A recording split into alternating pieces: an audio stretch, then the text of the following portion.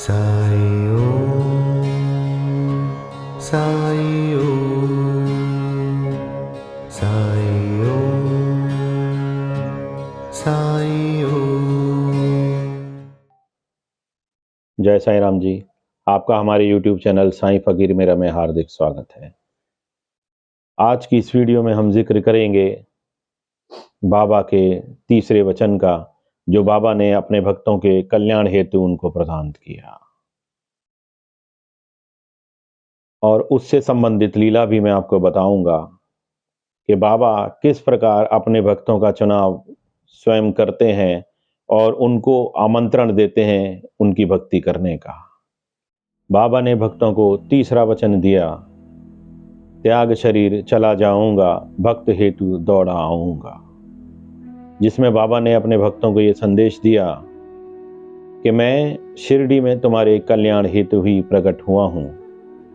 मैं अपने भौतिक शरीर में रहूं या ना रहूं, फिर भी मैं तुम्हारी मदद के लिए सदैव तत्पर रहूंगा।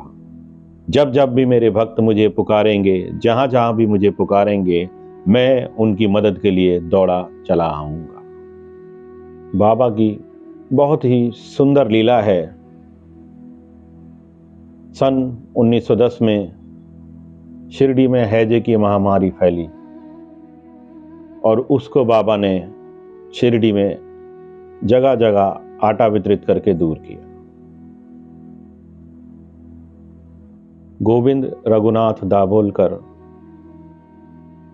काका साहब दीक्षित के परम मित्र, जो गुजरात आनंद में फर्स्ट क्लास मजिस्ट्रेट के पद पे कार्यरत थे, काका साहब दीक्षित ने उन्हें पत्र लिखा कि शिरडी में साईं बाबा नाम के संत और औलिया रहते हैं, आप उनके दर्शन करने के लिए आइए। उनके बारंबार रिक्वेस्ट करने पर दाभोलकर साहब बाबा के दर्शन करने आए, और ये घटना सन 1910 की है, जब शिरडी में हैजे की महामारी फैली थी। दाभोलकर साहब बाबा के प्रथम दर्शन में ही बाबा पे ऐसे मोहित हुए कि बाबा के मुरीद हो गए, और उन्होंने देखा कि बाबा सिर्फ आटे से ही बाबा ने शिरडी में हैजे की महामारी को दूर कर दिया, जबकि बड़े बड़े ब्रिटिश गवर्नमेंट के हॉस्पिटल और डॉक्टर भी नाकाम रहे। बाबा का ये चमत्कार और लीला देख करके उन्हें ये प्रेरणा हुई कि मैं बाबा के श्री चरणों में रह जाऊं और बाबा को अपना गुरु स्वीकार कर लूं। उन्होंने कुछ समय में बाबा को अपना गुरु स्वीकार कर लिया, और जब भी शिरडी आते देखते बाबा की एक नई लीला घटती।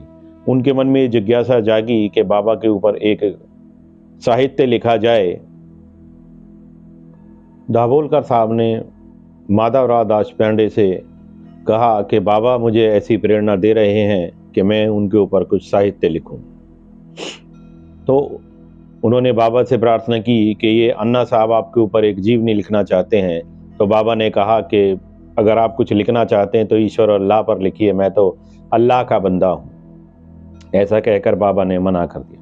बारंबार प्रार्थना करने पर सन 1916 में बाबा ने आज्ञा दे दी, और बाबा ने कहा कि जब इनका अहंकार शून्य हो जाएगा तो मैं स्वयं इनके हृदय में उतरकर अपनी जीवनी लिखवाऊंगा। 1910 में शिरडी आए और बाबा ने 1916 में आज्ञा प्रदान की। अभी 2 या 3 ही अध्याय पूरे हो पाए थे मुश्किल से, और शिरडी वालों के हृदय पे वज्रपात हुआ कि 15 अक्टूबर 1918 में बाबा ने महासेवांदी ले ली और बाबा अपनी देह को छोड़कर चले गए। अब गोविंद रघुनाथ दाभोलकर जी, जिन्हें बाबा ने हेमान पंत साहब के नाम से उपाधि दी थी, वो उनके हृदय में ऐसा वज्रपात हुआ कि उनके गुरु चले गए कि अब उनके चरित्र को कैसे पूरा किया जाएगा।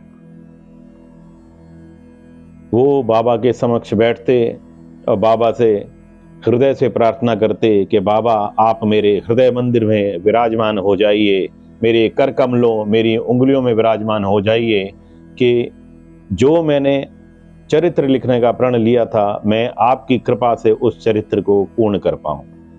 तो जब जब भी लिखते बाबा का स्मरण करते, और बाबा अनेकों अलग अलग रूप में उनकी सहायता करते और उनके समक्ष प्रकट हो जाते। और ऐसा करते करते उन्होंने 52 अध्याय पूरे किए, जुलाई 1929 को दाभोलकर साहब की मृत्यु हुई और श्री साईं चरित्र का 53वां अध्याय बाबा के एक अनन्य भक्त वीवी देव जी ने लिखा और नवंबर 1930 में मराठी भाषा में शिरडी संस्थान ने श्री साईं चरित्र को प्रकाशित किया।